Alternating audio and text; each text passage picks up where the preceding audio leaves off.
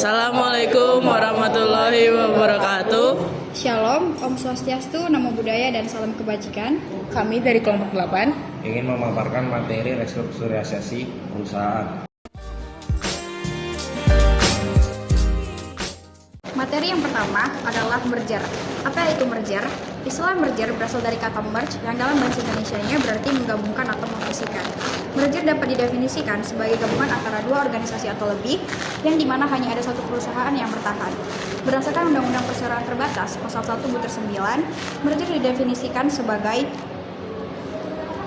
perbuatan hukum yang dilakukan oleh satu perseroan atau lebih untuk menggabungkan diri dengan perseroan lain yang telah ada yang mengakibatkan aktiva dan pasifa dari perseroan yang menggabungkan diri beralih kepada perseroan yang menerima penggabungan, dan selanjutnya status badan hukum perseroan yang menggabungkan diri berakhir karena hukum.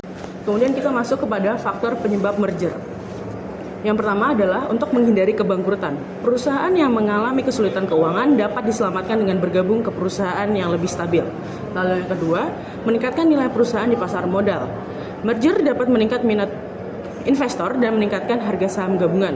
Lalu yang ketiga adalah meningkatkan pangsa pasar, memperbesar skala bisnis dan mengurangi persaingan. Lalu yang keempat adalah memperkuat inovasi dan R&D. Gabungan dana dan tim riset dari dua perusahaan bisa mempercepat inovasi produk. Kemudian kita akan masuk kepada kelebihan dan kekurangan merger. Kelebihan merger yang pertama adalah meningkatkan market share. Ketika perusahaan bergabung, perusahaan baru memiliki pangsa pasar yang lebih besar dan lebih unggul dalam persaingan. Lalu yang kedua, yaitu mengurangi biaya operasional. Perusahaan yang bergabung bisa menghemat biaya. Misalnya, mereka bisa membeli bahan baku dalam jumlah besar dengan harga yang lebih murah. Lalu yang ketiga adalah menghindari duplikasi. Jika dua perusahaan membuat produk yang sama, mereka bisa bergabung untuk menghindari melakukan hal yang sama secara terpisah. Lalu yang keempat yaitu perluasan bisnis. Merger bisa membantu perusahaan untuk memperluas bisnis ke wilayah yang baru. Lalu yang kelima adalah mencegah kebangkrutan. Merger bisa menyelamatkan perusahaan yang mengalami kesulitan keuangan, menghindari penutupan bisnis, dan mempertahankan lapangan pekerjaan. Kemudian ada kekurangan dari merger. Yang pertama, kenaikan harga. Merger dapat mengurangi persaingan, memungkinkan perusahaan baru menaikkan harga produk atau layanan mereka ketika monopoli. Yang kedua, ada masalah komunikasi. Perusahaan yang bergabung mungkin memiliki budaya yang berbeda yang dapat menyebabkan miskomunikasi dan mempengaruhi kinerja karyawan. Yang ketiga, ada pengangguran. Dalam melakukan merger, perusahaan mungkin menghapus aset yang tidak menguntungkan sehingga menyebabkan beberapa karyawan kehilangan pekerjaan. Lalu yang keempat, ada sulit mencapai ekonomi skala. Jika perusahaan yang bergabung tidak memiliki banyak kesamaan, sulit untuk mencapai sinergi dan ekonomi skala. Kemudian, ada contoh-contoh merger di Indonesia. Yang pertama, BSI, merupakan penggabungan dari 3 bank BUMN, yaitu Bank Syariah Mandiri, Bank BRI Syariah, dan Bank BRI Syariah. Yang kedua, ada Gotoh, merupakan perusahaan hasil merger dari Gojek dan Tokopedia. Yang ketiga, ada PT Toyota Astra Motor. Perusahaan merger bersama 3 perusahaan, yaitu PT Multi Astra, PT Toyota Mobilindo, dan PT Toyota Engine Indonesia. Lalu yang terakhir ada Bank CIMB Niaga. Perusahaan merger yang terdiri dari 2 bank, yaitu Bank Lipo dan Bank Niaga.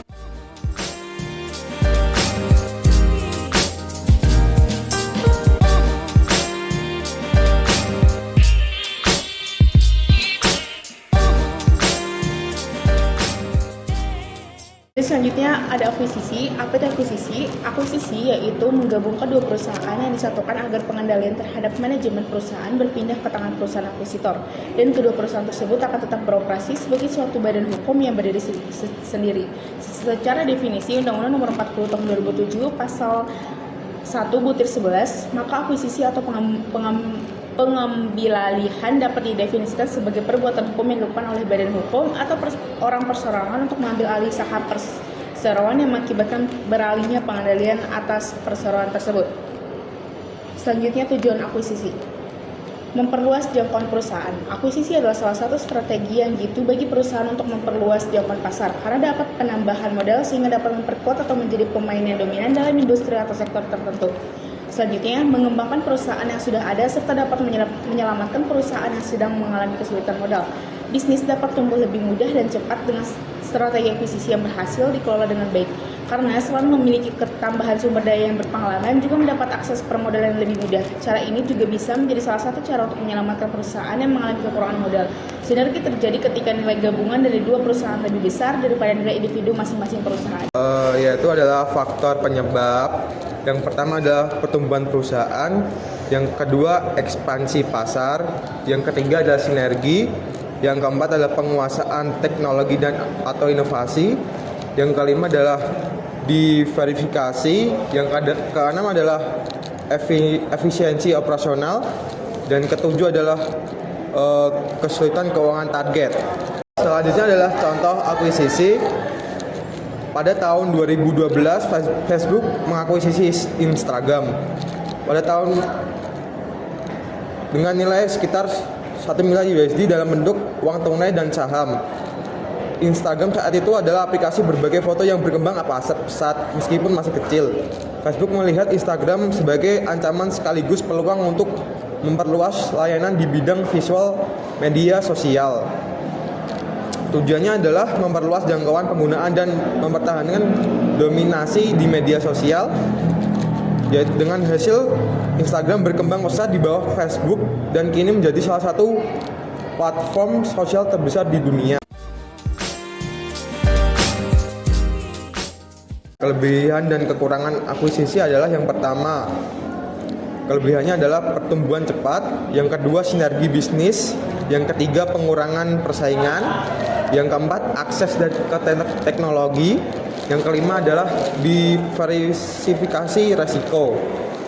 Dan kekurangannya adalah yang pertama biaya tinggi, yang kedua benturan budaya perusahaan, yang ketiga resistensi karyawan, dan yang keempat kesulitan integrasi, dan yang kelima adalah resiko gagal akuisisi.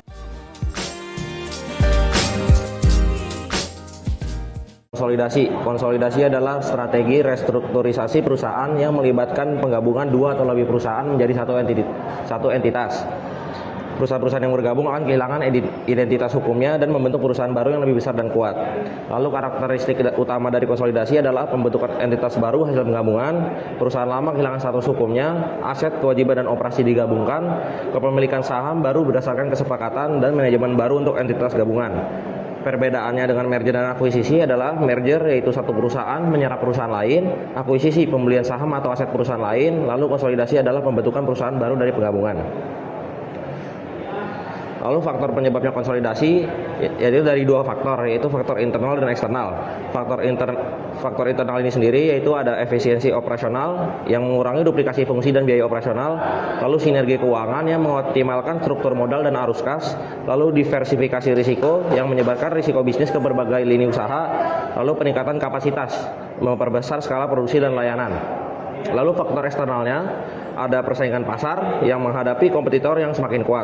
Lalu regulasi pemerintah yang memenuhi persyaratan minimum modal atau skala usaha. Lalu ada globalisasi yang memperkuat posisi di pasar internasional, teknologi berbagi biaya investasi teknologi yang mahal, dan krisis ekonomi untuk bertahan di masa ekonomi yang sulit. Lalu kelebihan dan kekurangannya, di kelebihannya ada penurunan biaya per unit produksi atau economies of scale, lalu efisiensi biaya yaitu eliminasi fungsi duplikat dan overhead, lalu ada akses modal yang mendapatkan kemudahan akses ke sumber pendanaan yang lebih besar. Lalu ada diversifikasi pendapatan yaitu mengurangi ketergantungan pada satu sumber. Kurangnya sendiri ada culture clash yaitu konflik budaya perusahaan yang berbeda. Lalu ada resistance to change yaitu penolakan dari karyawan terhadap perubahan. Lalu kehilangan identitas, hilangnya brand recognition perusahaan lama, dan kompleksitas manajemen yaitu kesulitan mengelola organisasi yang lebih besar. Yang terakhir ada contoh kasus konsolidasi yaitu ada Bank Mandiri tahun 1998. Bank konsolidasi ini sendiri ada Bank Bumi Daya, Bank Dagang Negara, Bank Pembangunan Indonesia, dan Bank Ekspor Impor Indonesia. Latar belakangnya yaitu program restrukturisasi perbankan pasca krisis 1998 dan menjadi Bank Mandiri sekarang menjadi bank terbesar di Indonesia. Lalu ada Indofood Sukses Makmur yaitu dari berbagai perusahaan makanan dan pertanian. Strateginya untuk integrasi vertikal dari hulu ke hilir. Hasilnya konglomerat makanan terbesar di Indonesia.